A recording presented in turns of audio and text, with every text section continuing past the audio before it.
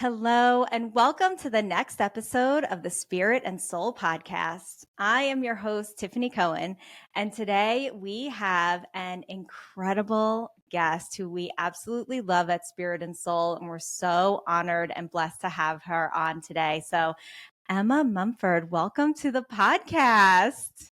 Thank you so much for having me, Tiffany. I'm so excited to finally be here. I know, me too. I'm so excited to have you. And today we have also co-hosting is our Erica from Spirit and Soul. And Erica really made the introduction with you, Emma, and I'm so glad that she did. We love your work at Spirit and Soul. So thank you for everything you've really been blessing us with. Yes, I love Emma. We've been friends on Instagram for years. So when she was saying that she was going to promote her new book, Aligned Abundance, and wanted to be on podcast, I knew we had to get her on the Spirit and Soul podcast. So Emma, why don't you talk about, everything you have going on and your journey and all the things? Yeah, so if anybody doesn't know who I am or what my work is, I am Emma Mumford. I'm an award-winning life coach, 3 times best-selling author, law of attraction YouTuber, and I'm the host of the #1 spirituality podcast on iTunes. Nearly said the old name, Spiritual Queen's Badass Podcast. It's now Aligned Abundance. It never leaves you when you say that. No. So Aligned Abundance, it is now called. And I have been helping people manifest their dream lives into an abundant reality for over a decade now. Absolutely amazing. Absolutely amazing. And I'm going to tell you, Emma, your work is incredible. Like I said, the Spirit and Soul community is really, really has taken to your work so beautifully. It's been helping a lot of people. I know, especially recently, because we do a lot of shadow work and things like that. Hurt, Healing, Healed has been really changing some lives. So I just wanted to let you know that, because I know I love to hear those things. And I want to share that with you because people keep talking about it nonstop. They love Positively Wealthy. So why don't you tell us a little bit about your newest book that you have coming up? Yes. Well, first of all, thank you for sharing that, because as you know, as an author, it's almost like you put your book out into the world and you're like, well, I hope it's helping people. I hope they're enjoying it. So it's really nice to hear that feedback, because, that's what it's all about, helping people and writing these books so that people have those transformations. So yes, the new book, Aligned Abundance, which is Release Expectations, Become Magnetic, and Manifest the Life of Your Dreams. It's also behind me in the video as well. It officially comes out on the 8th of April, and I am so beyond excited for everybody to finally get their hands on this book, because it has been such a joy to write. It's been such an amazing journey to live and walk and experience as well myself in writing the book. And it feels like just a natural evolution from the books. People often say to me, does this cancel out your other books? Do they not work? Is this new stuff? And of course, everything I put into my books is completely new every single time, because who wants to read a book with the same information in? So for me, it's really important that every book has a different theme and has a different focus and purpose for people. So Positively Wealthy was really that kind of beginner's book of a fun 33-day manifesting challenge to hit the reset button, dip your toes in and see manifestation in action. Whereas Hurt, Healing, Healed kind of took you on a bit of a deeper journey into that next step where you're hitting some blocks, you're finding some resistance, and you're wanting to break through that. Whereas this book is almost like that next step once again. And I always say to people, you can pick up any book in any order, just trust your intuition of which book you feel drawn to reading first. And you could pick that book up, any of the books, as a complete beginner and still absolutely grasp it all, because I like to be accessible in my teachings. I like to make them, it's always important to go back to the basics, as we know anyway. So yes, you could absolutely read any of the books, but it feels that absolute natural evolution in the process, where there's big themes on embodiment, there's big themes on nervous system regulation, which has been a huge journey for me personally over the last few years. There's a huge focus on trust and surrender and letting go, and also more energy work in this book as well, around turning up your natural magnetism, connecting to nature, cycles, seasons, to really bring in that alignment work. And I was really shocked when I actually came to pitching the book a few years ago to find that it is the only book out there on alignment in the manifestation process. So just like Hurt, Healing, Healed, I was like, right, I'll write that book then. I love that. Yes, you had to really, fill the void. And I cannot wait to read all about this, because I think that I do a lot of nervous system work as well. And I feel like the nervous system work is the thing that people don't realize is the, it's like what's holding them back. It's how, they can't get, it really is. It's the block. It's like the silent blocker. Honestly, it's like, you kind of know some of the programs that are running in the back, in the background sometimes, but I feel like the nervous system stuff, it's hard to hit. It's hard to understand. Would you agree? Absolutely. And, when I wrote Hurt, Healing, Healed, I didn't even know about nervous system regulation or any of that work. It was something that was almost like that final missing puzzle piece. And that's what I see a lot in my clients and my community. It's almost like a lot of people have gone along the inner work. They do shadow work. They're like, I do all of this stuff, Emma. And, my inner world is not reflecting my outer world, like what's happening. Like, I've read your books, I've read other people's stuff. Like, what is the disconnection here? And you're right, it is that disconnection of the embodiment process, because when we manifest and in that healing piece as well, we bring it in energetically, first of all, into the aura field. We then bring it into the cognitive mind with that cognitive work. And that final piece is embodiment. So what I see and what I was doing as well in my journey was I was not embodying that healing work. I was doing all the things in those self-help like healing loops and cycles, just going from one book to the next, the next tool, the next modality, when you're not actually integrating and embodying that work you've done to allow it to sit, but also to allow it to regulate the nervous system. So yeah, for me and for a lot of people I know and see, it's, it really is that final kind of piece to the puzzle. Yeah, it's a game changer. Yeah, right? and as everything Emma was saying, I was like, this is exactly what Tiffany does. Like all of the stuff with your spinal energetics. I know you're getting into hypnosis and all that, and just really working with the nervous system. So it's so funny to see the mirror there. Yeah, but like what you're saying, Emma, is so true. It is the embodiment piece. It's how it fully comes in and is allowed within the body. It's so, so amazing, though, to see that you're writing about this and really bringing it to the people, because I think that it's like we said, it's the missing piece, right? You know what I want to do for a second? I want to rewind and I want to talk about how you got into all of this work. How did you get into the manifesting and the healing and this whole spiritual world? Yeah, so it was back in 2016, and I always have like two parts to the story, my kind of non-spiritual awakening and then my spiritual awakening, which obviously I got into law of attraction and manifestation. So 2016 is when I became aware of this work, when I started to really tap into my spirituality, go along my healing path and, dip my toes into all of the goodness that we love in the spiritual sphere. But really the journey kind of goes back to 2012, when I was working as a banking manager in a bank, not something that I thought I would ever do or was an aspiration of mine, trust me. But I just sort of like fell into that job. And I was in my first not so great relationship at that time. And he had debt that I had no awareness of before we moved in together. And we started having bailiffs and debt collectors knocking at the door, which I was, 18, 19 at that time. It was obviously, very dysregulating to the nervous system to have that on your doorstep and not have any awareness of why those people were trying to collect money. So obviously, being the practical Virgo that I am, obviously working in a bank, I was like, well, I get preferential rates on loans, so why don't I just take out a loan? We can clear that debt and then you can just pay me back. We can imagine what happened very quickly after that. He still to this day never paid a penny of that loan. So I was 18, 19 years old, $7,000 in debt. Relationship broke down very quickly afterwards, and I was then having to take on that debt myself. I was turning up to the bank every day, having panic attacks and anxiety attacks, just because I was obviously putting people into debt. I was targeted to put people into debt. So you can imagine how triggering that was for me when that was my situation as well at home. So I very quickly realized that, I couldn't continue that job. I couldn't even turn up to work, let alone do the job. So I quit that job. I got a part-time role and just really focused on rebuilding my life at that point, in terms of rebuilding my finances, clearing that debt, trying to work out what this anxiety and this depression feeling was as well, and obviously heal from that breakup. So I then found extreme couponing, which is the most random thing ever. I love that. That's awesome. When people don't know my story, they're like, what? Like, where is she going with this? So I found extreme couponing. And this really helped me to, one, clear that debt and obviously get myself in a better financial picture. But it just really gave me something positive to put my energy towards and my focus towards. So I did that for about 6 months. And then my friends were like, Emma, you have a whole spare room stockpile. Like, people need to see this. People need to know about this and how to do it. You know, they were all benefiting from like taking little baskets of stuff home with them.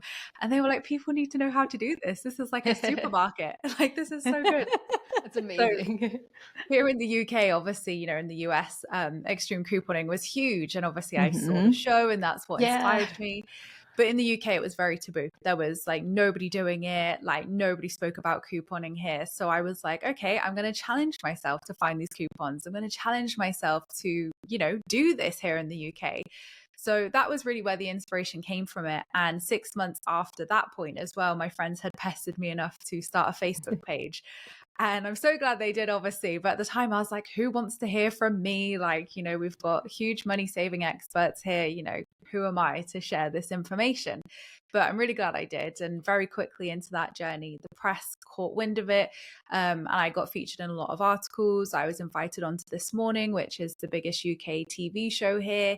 So, yeah, it got a bit wild from a 6-month period of being in the bank, being in debt, facing that breakup to then on national TV helping people save money and get out of debt. It was just bizarre because I never ever thought my life would go in that direction or that that's what would happen. So a year after that, started up my business, Extreme Couponing and Deals UK. I didn't even know you could turn it into a business. So for me, I was just doing it to help people for about a year and not earning a single penny from it. And I ran that business for 6 years. So fast forward to 2016, I'm in my second not so great relationship at this point. The depression, the anxiety has continued. It never went. And I think a lot of people would probably look at my life and say, well, you know, you've got this flat, you've got a boyfriend, you know, you're on national TV, you've got this successful 6-figure business, like at 20 years old, you know, what could you be sad about? What could you be depressed about? But for me, I really feel like couponing saved me in so many ways. Like, it gave me purpose. It gave me a reason to wake up in the morning to help all these people. You know, I had like 500,000 followers by the time I sold it. So it was huge. And it was a huge responsibility and role to have to help people with, you know, saving money and couponing. So I really do think that carried me throughout this season. So when I had this second not so great relationship and breakup, that was really what triggered the spiritual awakening, because emotionally I was definitely at rock bottom. I was having suicidal thoughts. I didn't want to be here anymore. I didn't know how to love myself. And, you know, although I had all of that abundance and success and really positive things, you know, internally and obviously behind closed doors, you know, I was battling with so much darkness and so much of the past that I had no awareness of at that point. So when that relationship broke down, I remember looking outside my window at like 2 a.m. in the morning, as you do when you can't sleep and you've got a lot on your mind. And I just remember thinking, you know, God help me. And I wasn't religious. I'd probably say I was atheist, if anything, at that point. So I don't really know where those words came from, but it felt like almost like a surrender where my soul was like, okay, ego, we're ready to like, you know, step in here. Come on, give up, let us take over. So it really felt like that divine moment of my soul being like, I'm ready. I'm ready for whatever's coming. And a few days later, I started hearing the word law of attraction, manifestation, and I had absolutely no idea what it was. I thought it was something to do with like manifesting love or something like that, like attraction. So I had no idea what it was, but I kept hearing it. And then I read The Secret. Again, like couponing, it was like, well, it was different because couponing is a skill. This was more like remembering of like, oh, of course, this is how life works. Of course, this is how I've got here. But it was like couponing in a way that it gave me a positive focus again, and it gave me something to put my energy towards, which was really positive. So very quickly, even like 3 weeks into learning The Secret, learning the law of attraction, you know, I was seeing huge shifts in my mental health, huge shifts in my energy, huge shifts in the depression, which had just felt so impossible because I'd had it for like a decade decade at that point. So it was amazing to even see that shift really, really quickly. And then I started just talking about it more on my channel. So you can imagine, I thought people were going to think I was mad talking about couponing and manifestation. And people loved it. They were like, Yeah. yes, I know all about this. Talk more about this. We love manifesting. So I was really lucky that my audience and community like really positively received it. And then about a year in, my psychic said to me, you know, Emma, it's time to put your feet on your spiritual path. It's time to sell that business. You know, it's time. And I knew it intuitively, but I think because it had been such a safe net for me for all those years, it was like, but I don't want to sell my business. I've worked so hard to, you know, build that up. But it got so big, it needed a team of people. And I think I realized as well, I'm always going to love couponing. I'm always going to love a bargain. It will never leave me. But, you know, I also wanted to evolve into helping people with not just saving money, but making money, manifesting money, and, you know, all the different areas of our life that we can manifest in. So I switched and obviously sold the business in 2018 and stepped full time into what I do today. Wow. That was incredible. Yeah. What a story. So captivating. I So knew captivating. a lot of your story, just from talking to you and from reading your books, but like there were so many details I didn't know. And I was just like, oh, this is amazing. Just the ups and downs. And I love that you just kept pulling yourself up and out of it and finding a way. Like you're so resilient. And that's so admirable. Yeah, and it didn't stop there. Like that's just how I found the law of attraction. As you guys will know on your journey, like the real lessons and the real learning comes afterwards. So yeah, like I feel like, you know, my 20s especially were just some of the most like karmic, really tough years of my life. So I'm actually really grateful to be in my 30s now because I'm like, oh my God, this is so much easier. I can breathe better now. I've done all this shadow work. Your 30s are so much better than your 20s. Absolutely. Let me tell you something. Your 40s are amazing too. They're the best yet. I can't wait. Oh my goodness. So wow, what an incredible story. And I love the fact that finally it was almost like you were like the soul was calling out and you could hear it before, but like not really, like you didn't recognize it. And then suddenly you recognized it. Suddenly you finally heard it. And I think that I know that's my story as well. Actually, I worked in a bank as well, like a lot of parallels here. But yeah, it's like all of a sudden you can't unhear it, right? Like all of a sudden it comes forward and you suddenly have this calling that probably felt really scary to you and also extremely right. And would I be correct in saying that? 100%. I mean, can you imagine me telling my family who were like, yeah, our daughter goes on national TV and teaches people how to coupon, that I was literally going to sell that business, give up a hugely successful business to teach people how to manifest. They honestly thought I was mad. They didn't believe in it at all. They were like, what is she doing? But now obviously, you know, they're like, oh, we get it. You know, she did trust the process. She did know what she was doing. But there was absolutely a part of me that thought, what if this doesn't work? What if I sell this business and this doesn't work? What am I going to do? But I've always had this, like you say, this kind of like knowing, this intuition of like, I just knew it was going to work out. I just knew that that's what I had to do. So it didn't feel logical. It didn't feel like there wasn't even a question in my head of, is this going to work or not? It was almost like, you're going to do this and you're doing it. Yeah. I love what you said before about how when you learned about the law of attraction and manifesting, it was remembering, which is so cool. I love that. Because I think that like we can all relate to that. Like we each, you know, every time, I know I'm sure with you, Tiffany, and even myself, like when you find how to manifest your first book, I think mine was The Secret too. It's like, wait, this is right. Like there's just a deep soul knowing like, oh, you've always known this. Yeah, and absolutely. And I think it's, you know, a lot of people often say, and I'm sure you guys hear the same as well, of like, oh, I've been manifesting for years. Yeah, I remember manifesting this, but I wouldn't have called it manifestation. Like I didn't know that's what it was. And people are, you know, people can really correlate those events in their life where they realize, you know, they manifested something or they spoke it into existence or, you know, it really kind of did miraculously manifest into their life. Yeah, I love that. I try to use that with people as like a as like I see, it's like the universe showing off with you. Imagine what you could do when you got intentional with it. Yeah. Like imagine all the things. And that's where Emma's books are coming in, right? Because then it's showing you, okay, now this is how we do it. Right. So what would you suggest to somebody about the manifesting process, maybe something to lean into first that could really guide them into like opening themselves up a little bit more to the belief around that they can actually manifest anything they want? Yeah, well, I think the best place to start is really at the beginning.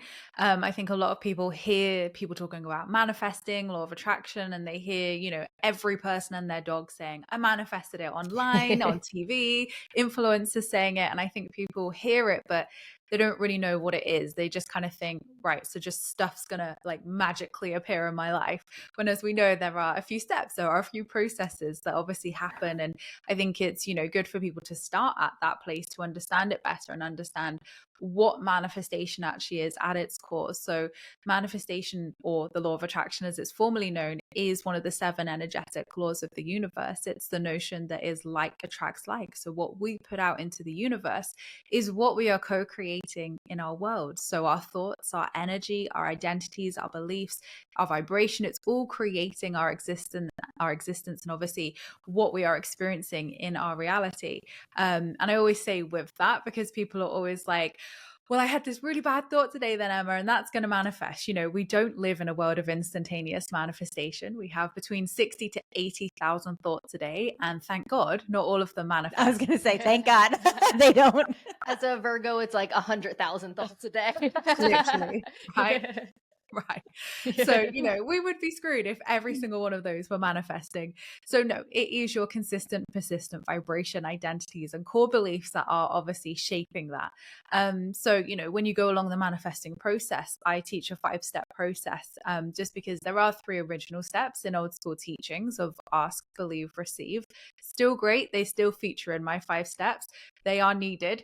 But I just felt that, and I don't know if you guys felt the same, but when reading The Secret, and especially Rhonda Bunn's work, it was great. And obviously it served a purpose. And, I would find that I would manifest things through those steps. But very quickly, I realized that it just wasn't quite deep enough. It just wasn't quite hitting the spot of the exact process. So when I came to write my first book in 2018, I would really think about, well, what's worked for me? Like, what did I actually do at every step? What's worked for my clients? What's worked for my community? What's worked for my friends? And I almost like pulled in all the data of like, what actually goes into this? And I realized that between believe and receive, it just felt like this huge leap.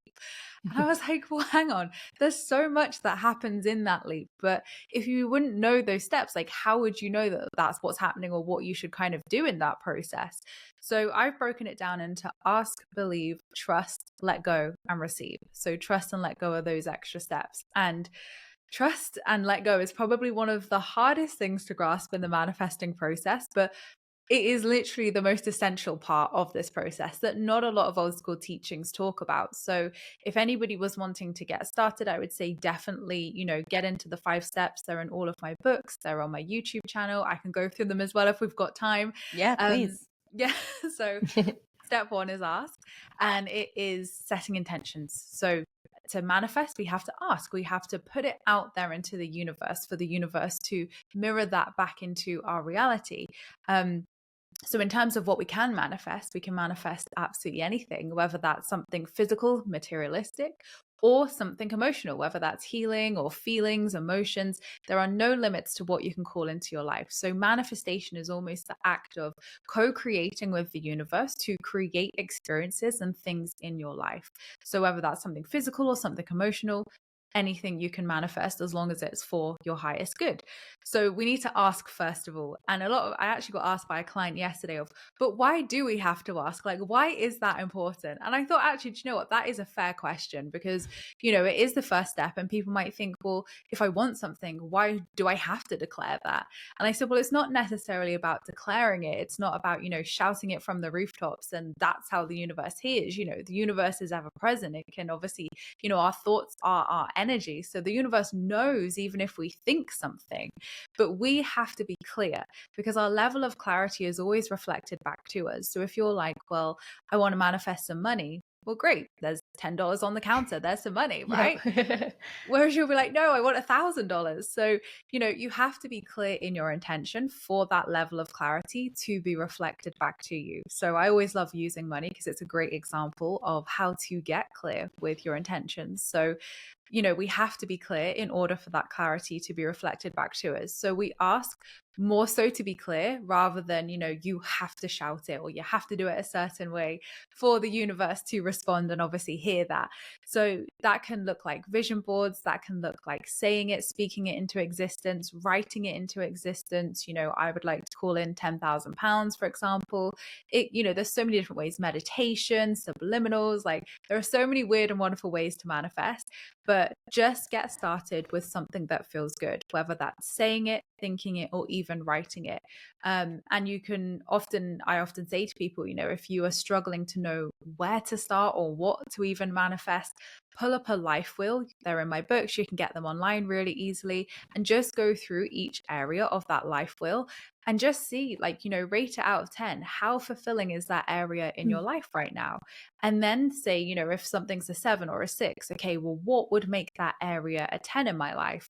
And then once you have your what would make it a 10, that's your intention. That's something to work towards. So I find that's probably the easiest place for people to start, of something that maybe doesn't feel great in their life, because normally you're going to want the opposite. You're going to want something different. So that is an intention. That is a goal to work towards. So once you've set your intentions, we then move on to step 2 of believe, which is all where we go to the inner world, into the mind. So you might find when you set an intention that you have a thought pop up saying, well, who are you to do that? Or, you can't have that. We all have this inner critic in our mind, on our shoulders, so to speak.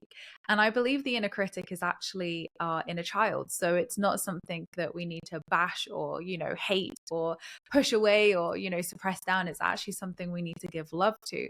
So if you are having those thoughts come up, or that inner critic is, on loud, speak to it with love. So in this step, it's all about what stands in between you and your desire. So what is stopping you from being that energetic embodiment of that version of yourself who has your desire here and now? So limiting beliefs, fears, blocks, resistance, trauma. This is all of what comes up in that second step of belief. So a lot of people think it's just believe you're worthy and deserving. And yes, absolutely, you got to.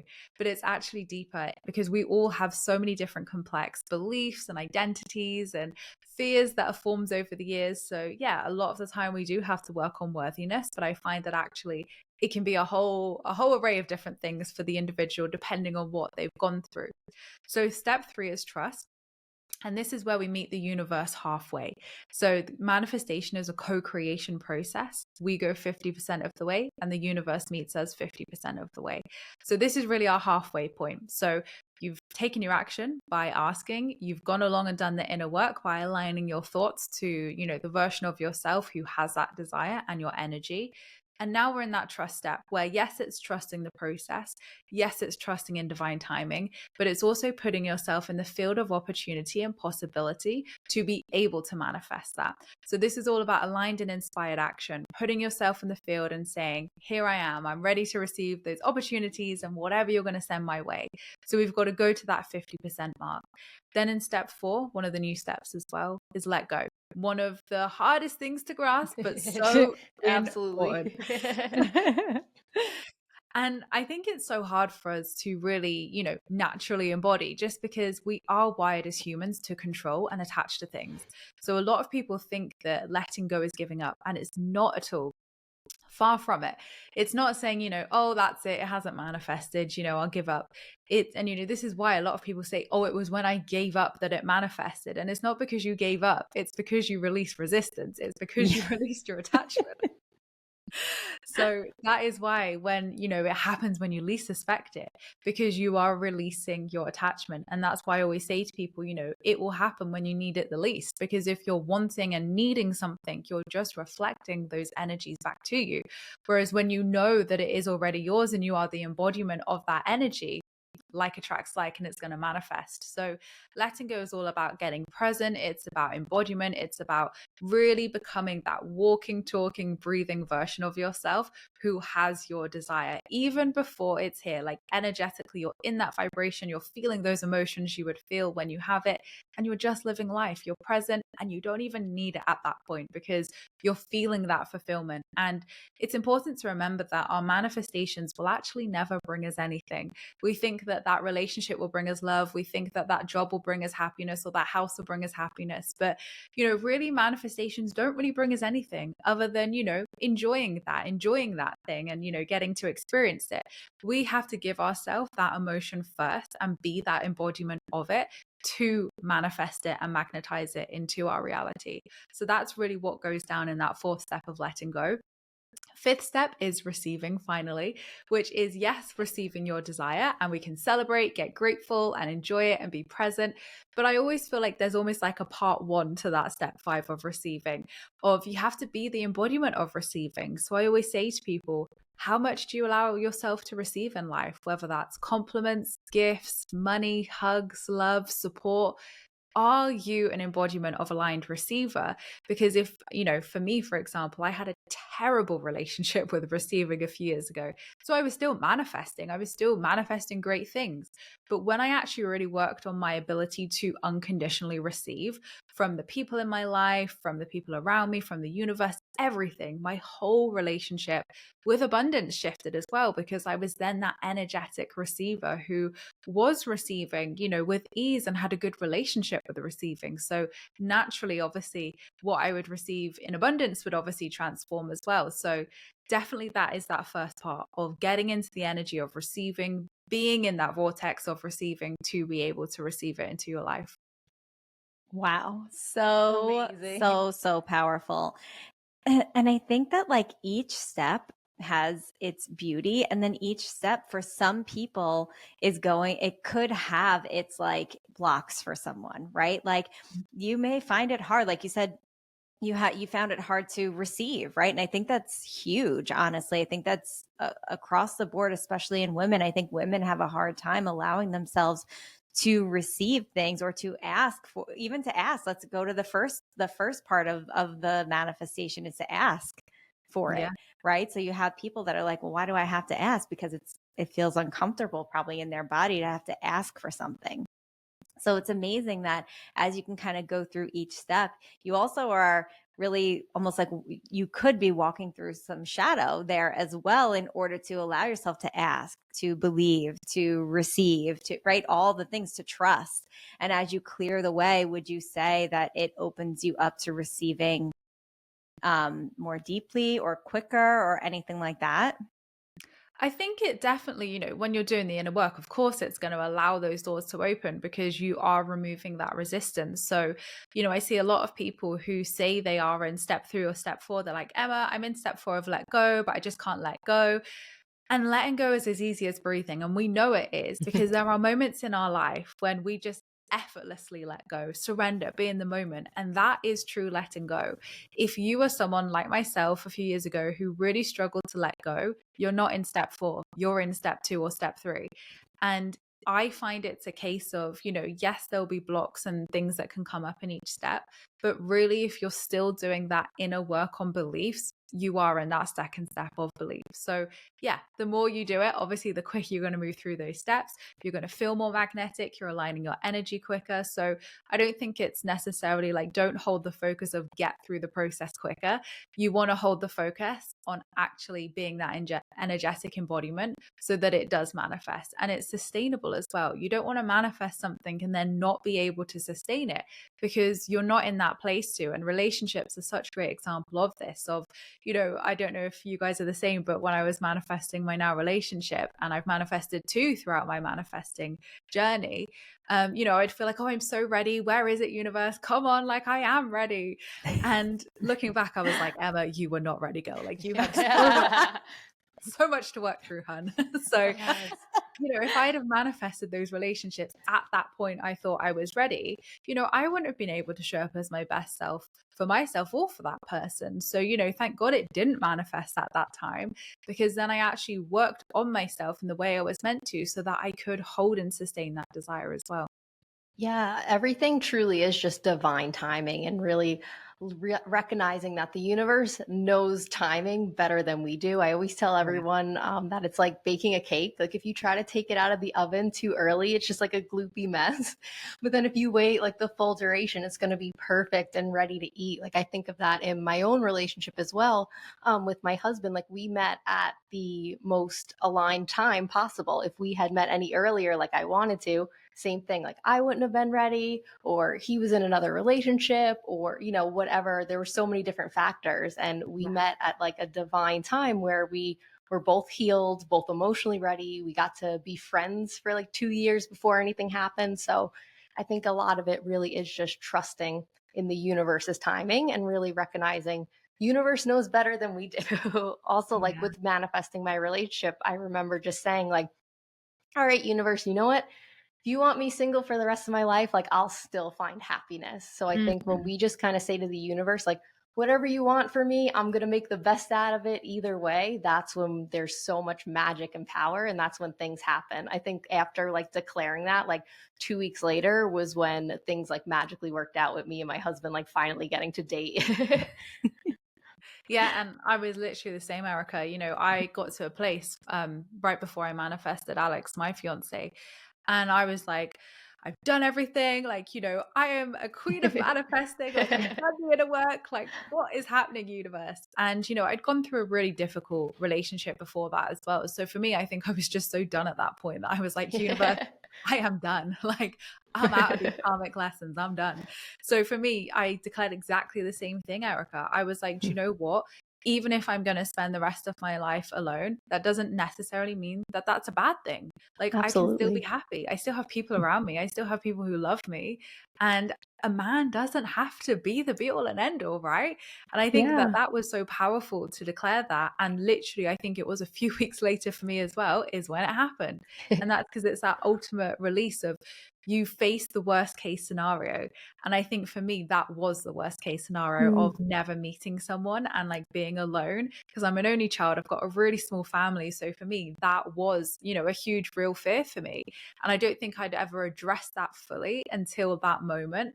And I was like, well, I could spend all of this time worrying about whether I'm going to meet someone, or I could just actually be happy and live my life. I could actually just go out and be carefree and not care whether some man is going to miraculously appear in my life. And, that doesn't make my life. I'm fulfilled here and now as well. So, yeah, I think definitely addressing those worst case scenarios, and manifestation is about being open to all possibilities. And all possibilities is all possibilities, that we could have spent the rest of our lives not meeting someone. But that doesn't mean we wouldn't have relationships. That doesn't mean we wouldn't be happy. It's just, you've got to face that all possibilities and be perfectly okay with any of those playing out, which I know is so uncomfortable for people because they really want their desire. Why would we go along this whole process just to let it go and be open to all possibilities? So it does feel kind of counterintuitive to do it. But that, like you say, is where the real magic is. Yeah, I actually love playing into worst case scenario. I know that sounds so backwards, but that it really connects to what we were saying earlier. It calms my nervous system. When I play into worst case scenario, I'm like, all right, well, what if this happens? How would I handle it? And I kind of walk through myself of how I would handle it, what I would do, what I would make the best of. And that just really calms me down, and it really helps me get into that surrender and flow energy. And then I spend time playing into best case scenario where I'm like, okay, well, what if it does work out, and that's such a great energy to play into. So I love that you do that too. It's the Virgo in us, Erica. We It have to. is. Virgos are like wired for worst case scenario. Yeah. We need to know every single angle possible, analyze all 10,000 Yeah, possibilities, and be yeah. ready for it. And have a plan for all 10,000. Yeah. Tiffany's husband's a Virgo, so she knows. Yep.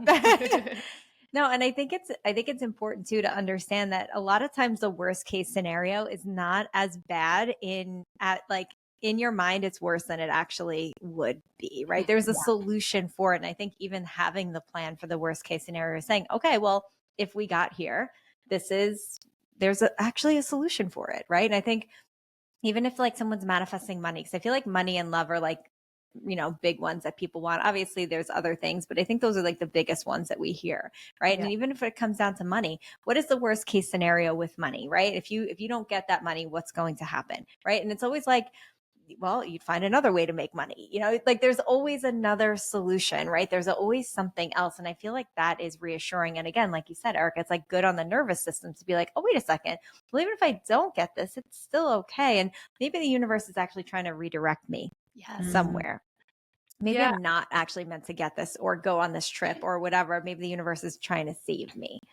Yeah, and that is aligned abundance at its core. There were so many things that even happened, throughout our whole lives, but especially when I was writing Aligned Abundance, there were so many things. Like, to give you an example, we were wanting to go to Greece on this like gorgeous holiday. We'd like saved up for it. Like, I felt so good. And literally we had our eyes on this brand new hotel in Greece, and we were like, this is going to be like a really exciting holiday for us. And I was so looking forward to it because I hadn't gone on any holidays the year before. I was like needing it so desperately from work to have a break. And just whenever we would go to book it, I was just like, yeah, we'll do it later. We'll do it tomorrow. Like, something just wasn't feeling good. Whereas I never have that problem. I'm like, book, pay, let's go. Like, I never have that problem. So I was like, okay, like, what's happening here? Anyway, so we left it, and things kept coming up. We got busy, didn't bother looking. Prices went up. We were waiting for it to come back down, things like that. And it was in 2023 when Greece had all those terrible fires, and the brand new hotel burnt down, and it was the only hotel on the island to be destroyed. So I was like, oh God. So thank God we didn't book that holiday, because we wouldn't have a hotel to go to at that point.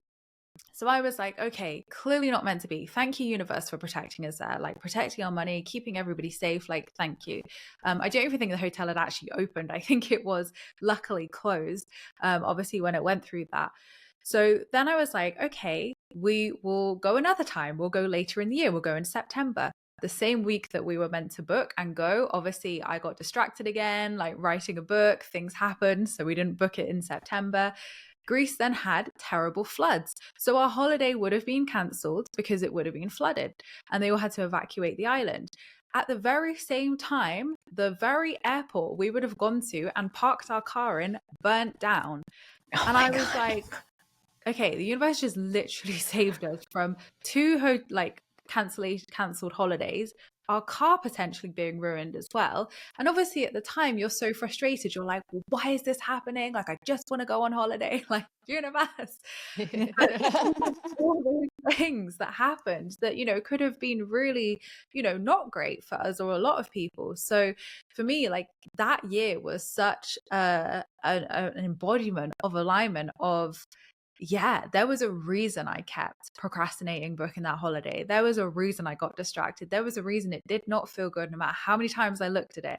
And I think it's when we listen to those, nudges and that intuition and those, whether something is aligned, to make an aligned decision, we know when something feels good because we just do it. So if you are feeling like that resistance, or I'm not sure, you, like for me, kept putting it off, like, there sometimes can be a reason, and the universe is, absolutely protecting us with alignment. And that is our intuition showing us of like where we're going to be, where we should be in those moments.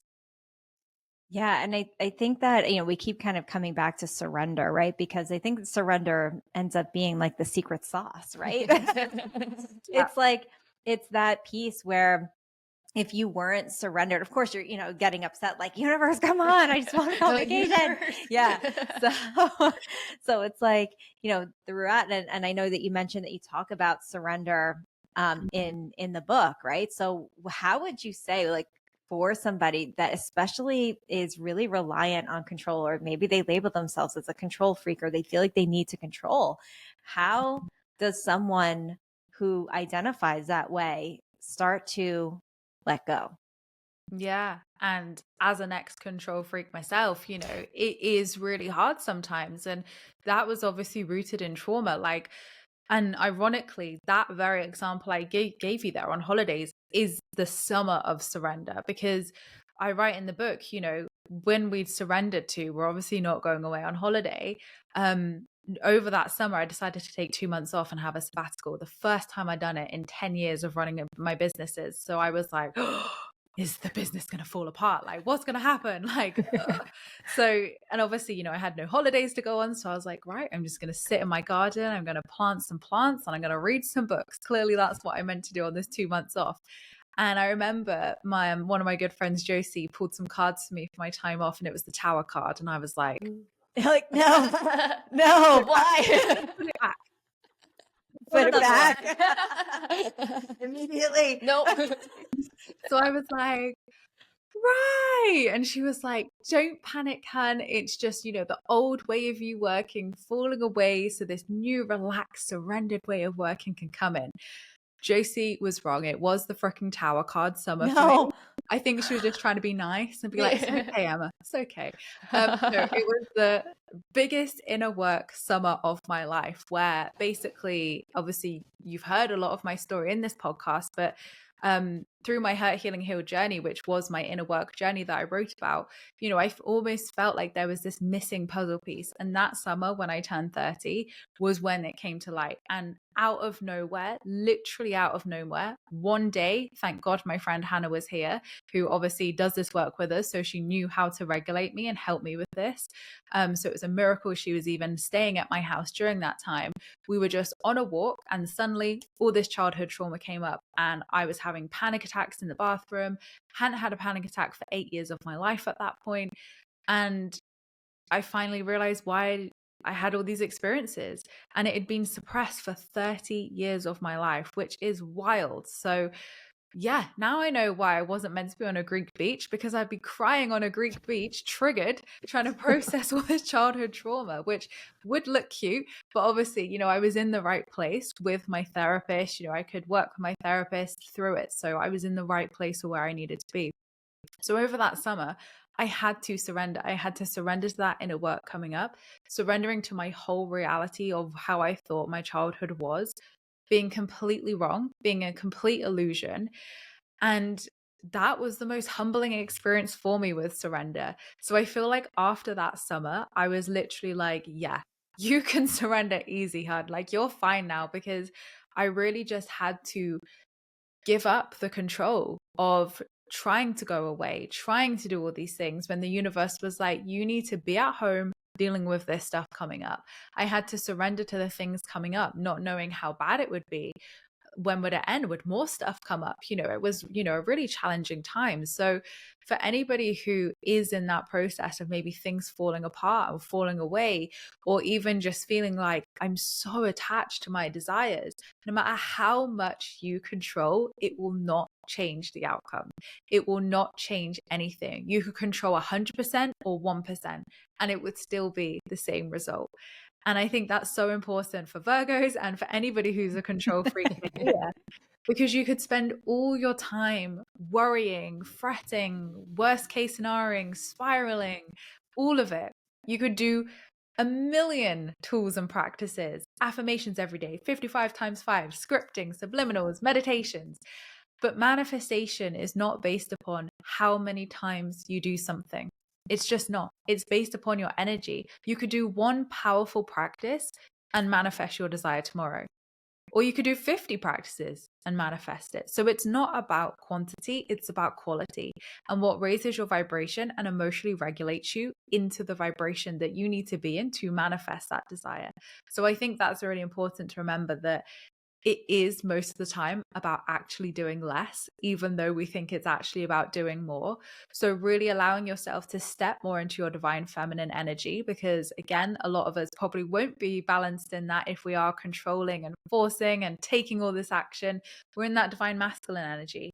And manifestation is a co-creation balance. It's a dance between the two energies. So Yes, there's action.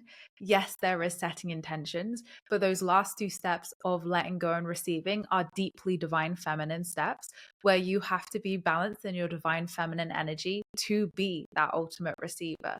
So I think a lot of the time, for me, I was very unbalanced in my feminine energy all those years ago. So for me, I was always like pushing, doing, taking action, one thing, next thing, let's go. Whereas now I'm so different because I realized that actually my power is being in my feminine and that I magnetize so much more to me with ease and effortlessness by being in that energy. So how I manifest now versus like 6, 7, 8 years ago is hugely different. So I would say divine feminine work.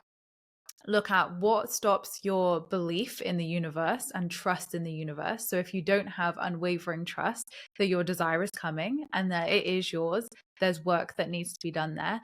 Look at your relationship with trust, look at your relationship with receiving, and really just remind yourself, if you can, that no matter how much you try to control it, it's already yours. It's already going to happen. No matter what's meant to happen is already going to happen. So you can spend all your time worrying or give your energy to the solution, to the present moment where other joys and happiness exist. Wow. That's like all the pre-chant emojis. Yeah, I know. I'm like, praise. Yeah. No, wow, so incredible. And I want to point out like really something that you really like touched on so beautifully. And it's that we have to be balanced in that divine masculine and feminine. I think especially when it comes to, especially if you're manifesting a lot, like notice when you're manifesting a lot, it feels like you're like, yeah. And then you go for the next thing and the next thing, you're like, I'm on fire. Right. And yeah, you're a little bit more in that divine masculine energy because it is a go, go, go. Anybody that has a, as an entrepreneur, has their own business knows that you have to keep going and at the same time though, that divine feminine energy, that's the magic right there. That is the magic. That's the softening. That's the releasing. That's the, that piece that easily goes to the wayside. And it's like almost like you have to remember that I have to continuously come back to that because I manifest quickly because I bring them together, not because I'm just going nonstop. Yeah. And with that example of taking those 2 months off, it was a huge trust and surrender experiment for me with like allowing my team to run the business for 2 months without me and trusting that I would have a business to come back to and that it wouldn't just all fall apart because I'm not there. And what ended up happening was in those 2 months off, obviously, there was a lot going on for me within a work, but actually the universe supported me hugely. The more I stepped back and allowed myself fully to receive, healing, support, whatever, my income just kept going up and up and up and up. And I was like, oh, so it is in letting go. It is in doing less. So that was proof for me of actually my power is in doing less. My power is being in that feminine energy. And actually we can take time off as well and things are going to be okay. Wow, amazing. Emma, what an incredible conversation this was. I am so excited for your new book to come out. So just tell everybody again, when is it coming out? And we will, of course, be carrying it at Spirit and Soul as we have all of the rest of your books. But please let everybody know one more time. And also, how can they follow along on your journey? Yeah, so if you want to come and follow my work, I've got a YouTube channel, a podcast with literally decades of work at this point. So you can dive into all of the things that we've spoken about today. So you can find me at I am Emma Mumford on pretty much every social channel, especially Instagram and YouTube and Facebook. And you can find everything on my website, emmamumford.co.uk. And Aligned Abundance, Release Expectations, Become Magnetic, and Manifest the Life of Your Dreams is available worldwide from anywhere that sells books in audiobook, ebook, and paperback from the 8th of April. Yay, so excited. Emma, thank you so much, so much for being with us today. It was really our honor. You gave everybody such an incredible, like almost like marching order to go on, like as they're starting to go on their manifesting journey. So we really appreciate you. Oh, thanks so much for having me. It's been such a pleasure. All right. Thank you. You're amazing. Love you lots, guys. And guys, listen, we want to hear from you. So let us know, what was your biggest takeaway from this episode today. You can reach out to Emma. You can reach out to us at Spirit and Soul Studio. You know that we love to hear all of your comments, the things that really stuck with you, and also any questions that you might have. So you can reach out to either of us, and we'll be glad to hear from you. And thank you so much for joining us on this episode. And we'll see you on the next episode of the Spirit and Soul podcast.